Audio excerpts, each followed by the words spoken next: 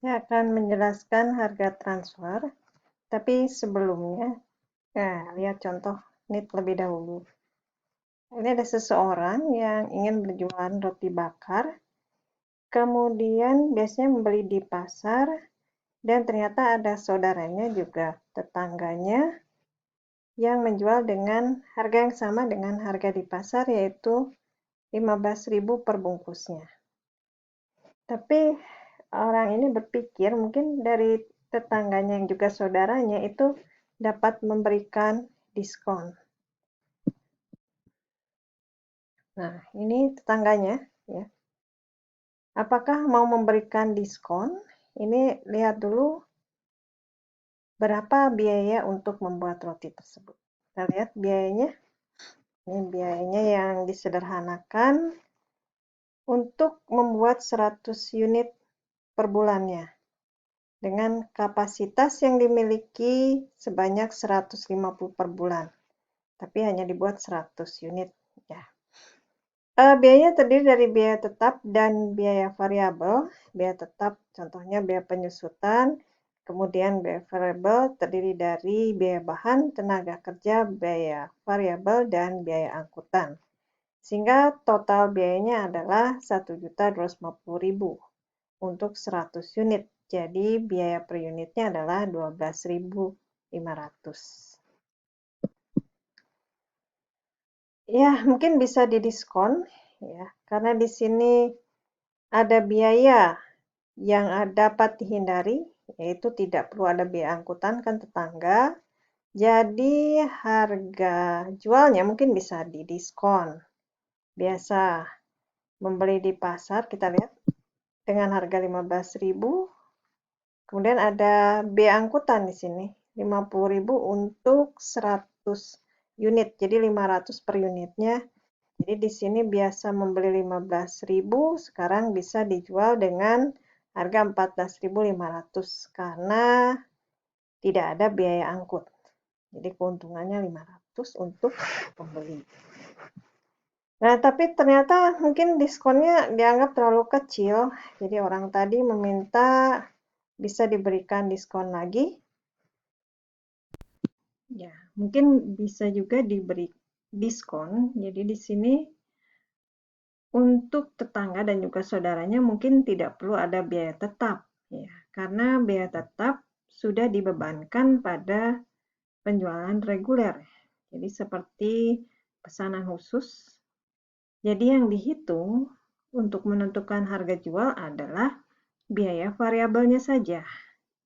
Nah, kita lihat di sini tadi biaya variabelnya terdiri dari biaya bahan, tenaga kerja, dan biaya overhead. Biaya angkutan tadi tidak diperlukan karena tidak perlu angkutan.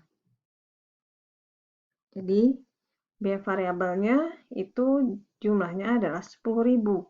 Ini adalah biaya yang dikeluarkan untuk menghasilkan satu bungkus roti.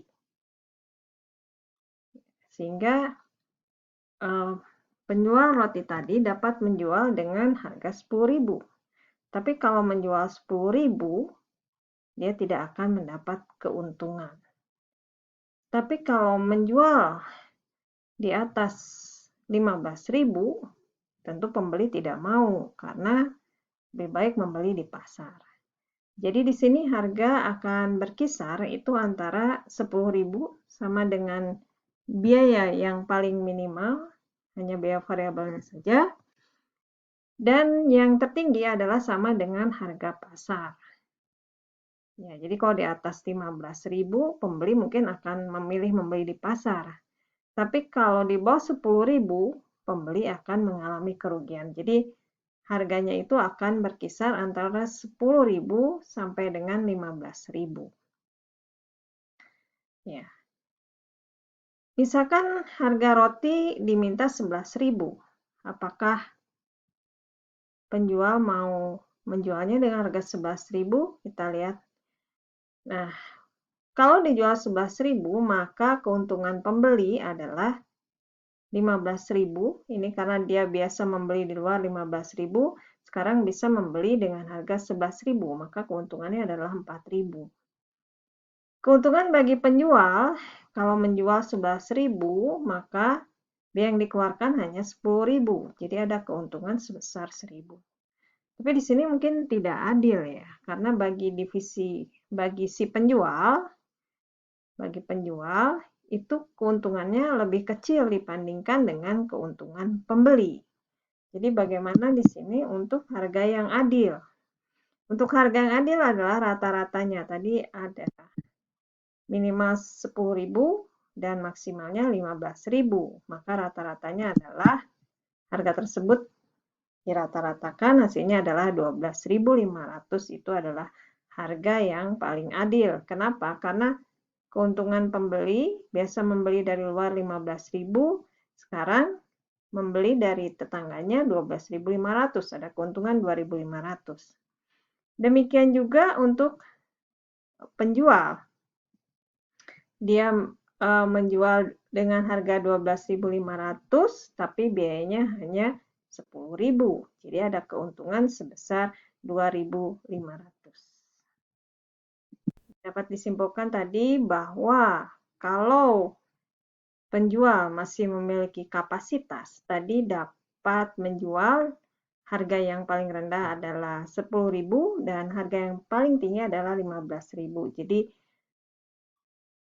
penjualan akan terjadi kalau harga berkisar antara 10.000 dan 15.000.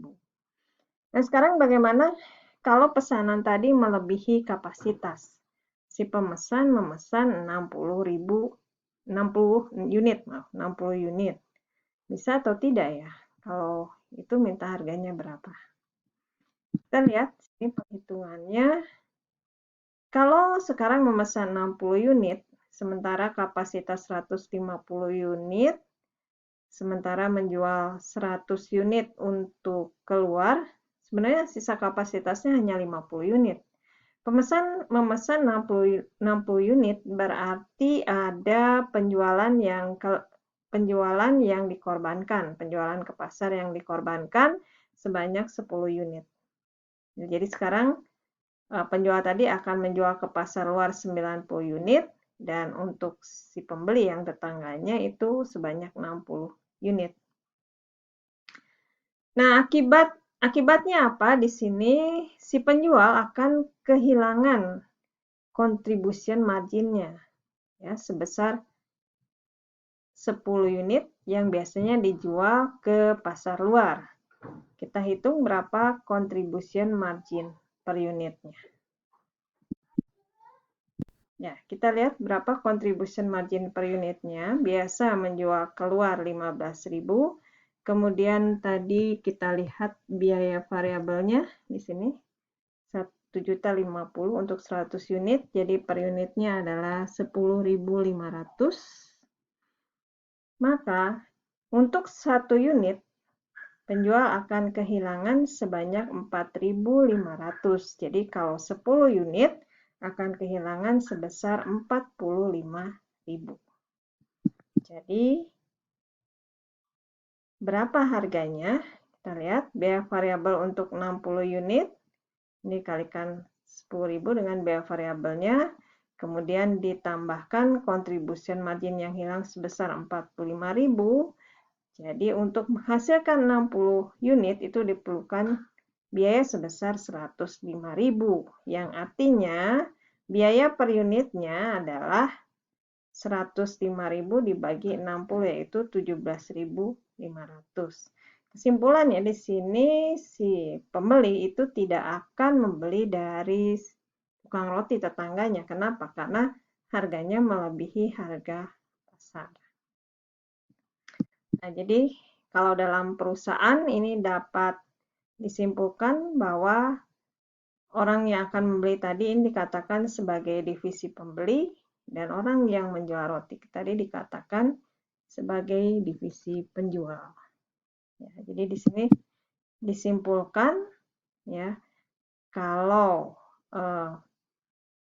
divisi penjual memiliki kelebihan kapasitas, maka harga transfernya itu adalah 10.000 sampai 15.000. Jadi kalau harga 11.000 masih bisa terjadi transfer, 14.000 masih bisa, batas tertinggi adalah 15.000.